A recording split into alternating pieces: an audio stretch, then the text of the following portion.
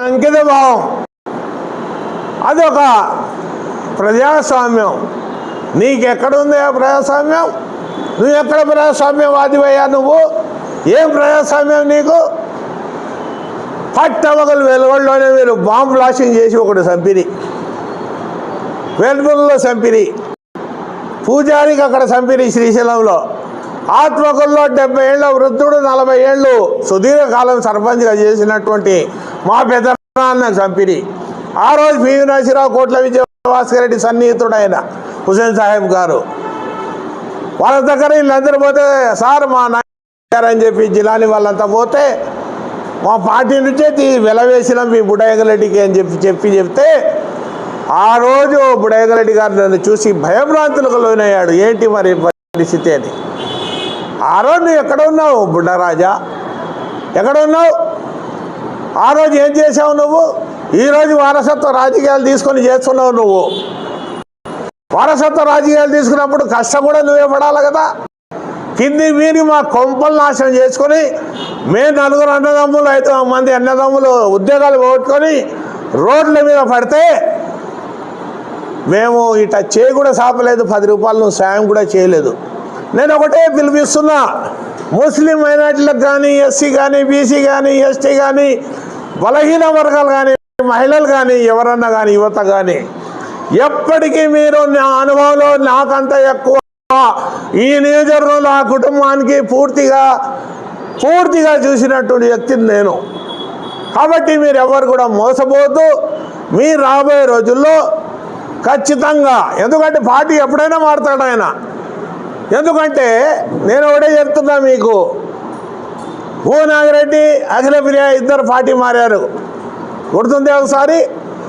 మాధవపడి నా district party president ఈ మహానుభావుడు బుడరాజా ఏం చెప్పాడు ఆయన? వాళ్ళ కొనగలుగుతాయేమో, నన్ను కొనే శక్తి దిగాడ లేదని 2-3 రోజులు మళ్ళీ పార్టీలోకి వచ్చాడు. అంటే ఏమి మూట ఇక కొంచెం లావు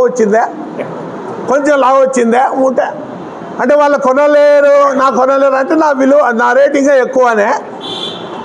ఎక్కడ పోతున్నావు నువ్వు? ఏమనుకుంటున్నావు నువ్వు? ఎవరికైనా 10 రూపాయల సాయం చేసావా? శిల్ప చక్రపాణి రెడ్డి ఆయన చేతికి ఏమీ లేదు.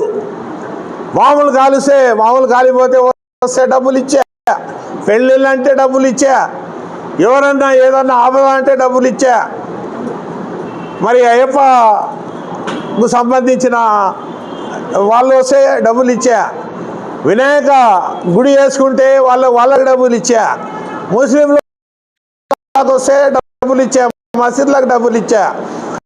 ఎక్కడన్నా కానీ ప్రభుత్వం నుంచి సాయం చేసినటువంటి విధానం మనం చూసినాం. కానీ వ్యక్తిగతంగా సొంత డబ్బులతో, తన కష్టపడి సంపాదించినటువంటి డబ్బుతో, తన రక్తాన్ని, తన శ్రమను మొత్తం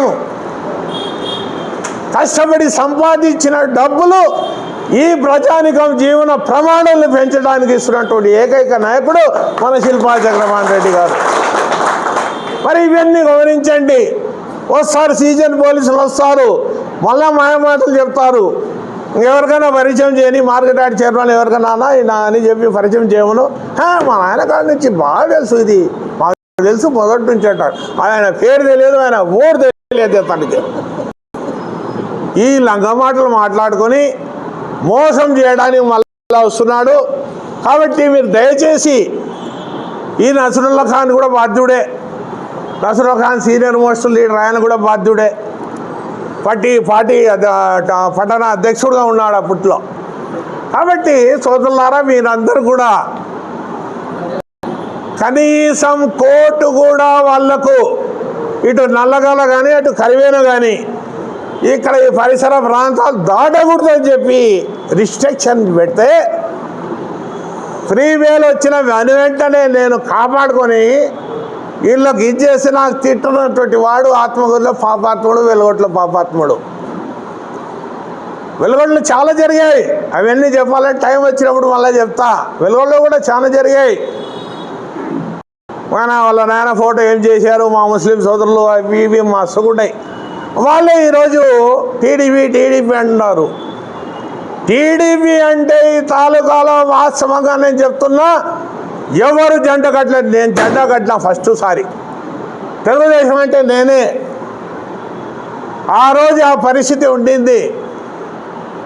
మళ్ళా ఇన్ఛార్జ్ అయిన వెళ్ళిపోతే మొత్తం అన్ని మండలాలు తిరిగి నేను మొత్తం ప్రచారం చేసి నిలబెట్టుకున్నా. చంద్రబాబు నాయుడు గారి, శిల్పా చక్రపాణి రెడ్డి గారికి నేను పంపిస్తున్నా, పాటలకు తీసుకుంటున్నా. తర్వాత టికెట్ ఎవరికి ఇవ్వాలా, ఎవరికి ఇవ్వకూడదు అనేది తర్వాత ఆలోచిద్దాం అంటే అవన్నీ అవసరం లేదు. చక్రపాణి రెడ్డి గారికి ఖచ్చితంగా టికెట్ ఇవ్వండి. ఆయన మంచి నిస్వార్థపడు, నిజాయితీపరుడు, నిరాడంబరుడు, మన ప్రజాసేవకుడు, ప్రజలు సేవ చేస్తున్నాడు, మంచినీళ్ళు తోలుతున్నాడు, బ్రహ్మాండంగా డబ్బులు సాయం చేస్తున్నాడు, పేదలకు నిరుపేదల్లో అందరికీ గుండెలో పెట్టుకుంటున్నాడు. కాబట్టి ఆయన ఖచ్చితంగా టికెట్ ఇవ్వండి, నాకు అవసరం లేదు అని చెప్పినటువంటి వ్యక్తిని నేను. ఆ విధంగా చెప్తే దళిద్రం పోయిందిలే అనుకుంటే 2014 వల్ల దూరే. మళ్ళా ఈరోజు మళ్ళా అతనే పార్టీకి మహాత్మా గాంధీ లెక్కనో, ఆయనే పార్టీకి జగజీవన్ రామ్ లెక్కనో, ఆయన పార్టీకి అంబేద్కర్ లాంటి లెక్కనో పెద్దగా ఫీల్ అవుతుంటాడు. ఒకడు సిగరెట్ పెట్టేస్తే, ఒకడు అగ్గి పెట్టేస్తే, ఒకడు కడిచిపిస్తే, ఒకడేమో ఏదో పలాతా బిల్డప్.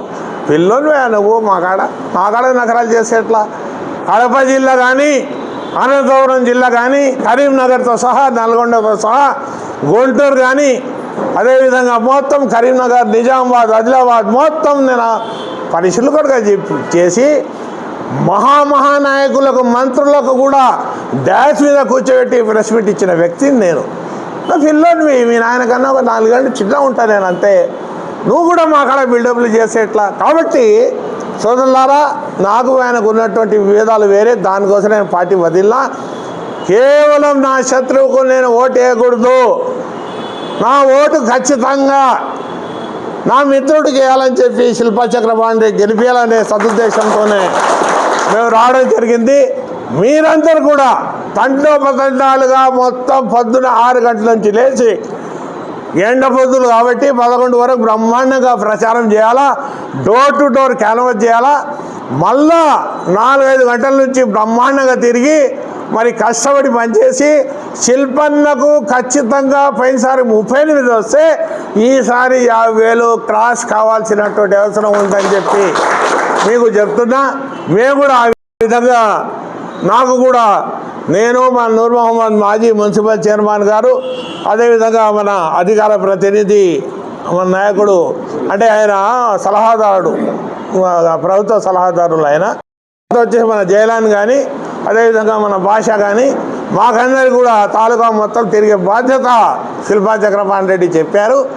నాట్ ఓన్లీ ముస్లింలు, బీసీలు, ఎస్సీలు, ఎస్టీలు, యువత, మహిళ, మరి అందరూ కూడా, పేద వర్గాలందరూ కూడా ఎవరున్నా కానీ మేము ఖచ్చితంగా ప్రచారం చేస్తాం. డోర్ టు డోర్ అవసరం అనుకుంటే మేము కూడా, మా అవసరం అనుకుంటే పిలవండి, మేము కూడా వస్తాం.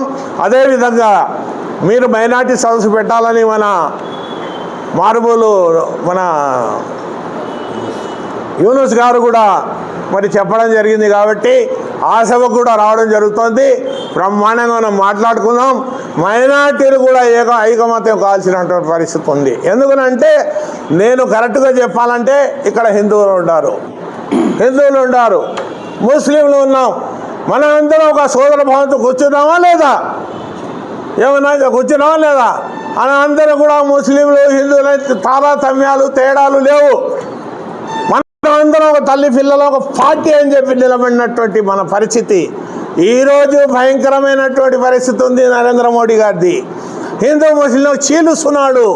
చీల్చి లేనిపోని వల్ల సెక్యులర్ విధానాలని స్వస్తి పలికి ఈరోజు ముస్లింలకు కానీ, హిందువులకు కానీ మొత్తం చెడగొట్టి వాళ్ళకు ఉన్నటువంటి వాళ్ళ వివాహాలకు మేము బ్రహ్మాండంగా పోతాం, మా వివాహాలకు వాళ్ళు బ్రహ్మాండంగా వస్తారు. బ్రహ్మాండంగా కలిసిమెలిసి పండుగలు, పబ్బాలకు జరుపుకుంటున్నాం.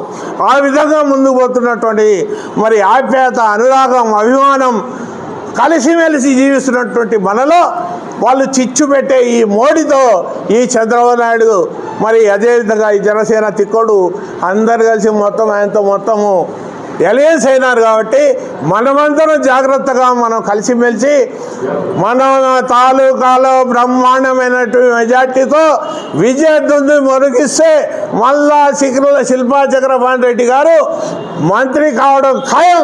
ఆ తర్వాత మన తాలూకాకు అనేకమైనటువంటి మరి అభివృద్ధి సంక్షేమ కార్యక్రమాలు చేసి మరి పర్సనల్ కానీ మరి జనరల్ కానీ అన్ని సమస్యల పరిష్కారం కోసం మరి ఖచ్చితంగా పట్టుదలతో పనిచేసే నాయకత్వ లక్షణాలు ఉన్నటువంటి వ్యక్తి మన శిల్పా చక్రపాణి రెడ్డి గౌరవ ఎమ్మెల్యే గారని చెప్పి తెలియజేసుకుంటూ మీరు ఆ వైపున పయనిస్తారని ఆశిస్తూ అందరికీ నమస్కారం.